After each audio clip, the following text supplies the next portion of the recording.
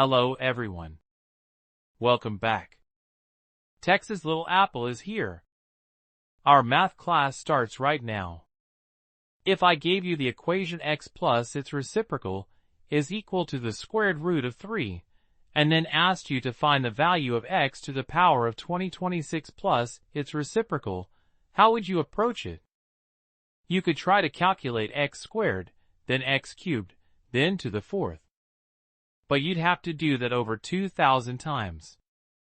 By the time you finished, it might actually be the year 2026. This isn't a calculation problem. It's a pattern problem. Today, I'm going to show you how to solve this in under 3 minutes by finding a hidden cycle of 6. From this problem, we can define a sequence pattern. Sn equals x to the power of n plus its reciprocal. Here n, a positive integer, is the term index. S1 is given in the problem, and equals the squared root of 3. Using the formula for the square root of plus b, we can express S2 in term of S1 and arrive at S2 equals 1. Using the formula, sum of 2 cubes, we can express S3 in term of S1 and S2, and arrive at S3 equals 0.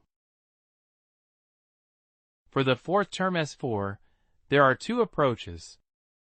The first is to square S2 and subtract 2, which quickly gives S4 equals -1. The second approach is to multiply S3 by S1 and subtract S2, which also gives S4 equals -1. In fact, we arrive at a recurrence pattern for Sn. Each term can be expressed using the 2 previous terms, Sn-1 and Sn-2. From step 1, we found that S3 is equal to 0. Thus, the cubic x is equal to its own negative reciprocal. Finally, we arrive at x to the power of 6 is equals to -1. Let's divide 2026 by 6 to see how many full cycles fit. It results in 337 full cycles with a remainder of 4. Using the product and power rules of exponent, we arrived x to the power of 2026 is equal to the negative of x to the power of 4. Now plug the results obtained in step 3 into our expression for S2026. The expression with the huge power of 2026 has been reduced to a simple expression in terms of x4. From step 1, we know S4 equals -1. Therefore, the final result is 1. Now we move on to the second method for solving this problem. First, we rewrite the given equation in standard quadratic form. Then, we complete the square by subtracting an appropriate constant from the quadratic expression.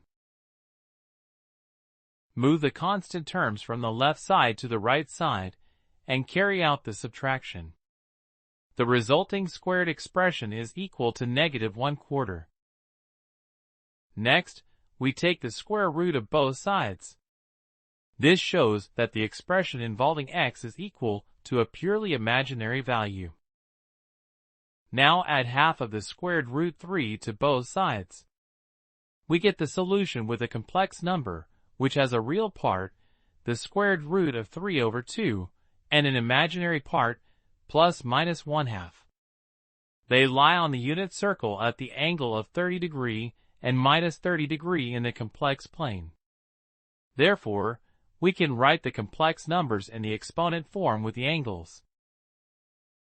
Here we plot the 2 solutions on the unit circle in the complex plane. The roots appear symmetrically above and below the real axis, each positioned at an angle of ±30 degrees. Now take each complex root and raise it to the 6th power. Both roots become -1.